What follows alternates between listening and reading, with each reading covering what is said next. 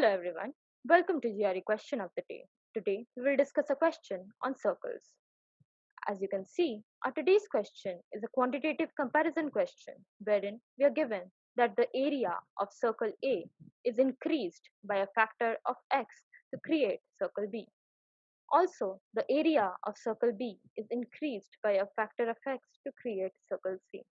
Next, we are given two quantities A and B such that A is equal to the ratio of the radius of circle A, that is RA, divided by the radius of circle C, that is RC. And quantity B is given to us as 1 by x.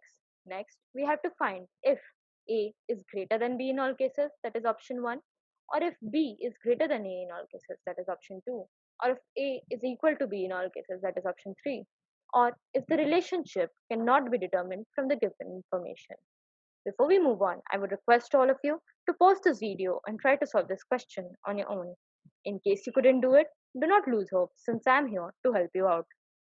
Before we move on to the detailed solution, let us take a quick glance at the correct answer. As you can see, the correct answer is option 3. That is, the two quantities are always equal. Now let us see how we arrived at this particular answer. So, you can see that the area of circle A is increased by factor of x to create circle B. Hence, if we represent the area of circle B as B, it is equal to x times A, where A is the area of circle A. Also, from second statement, we have that the area of circle C, let us call it C, will be equal to x times area of circle B, that is B. Thus, from the first and two statements, we see that the area of circle C is equal to x squared times the area of circle A. Now, let us substitute the area of circle C as pi into RC square and the area of circle A as pi into RA square, where RC and RA are the radius of the circles.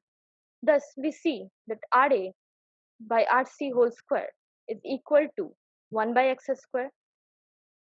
If we take the square root on both sides, we see that RA by RC is equal to 1 by x.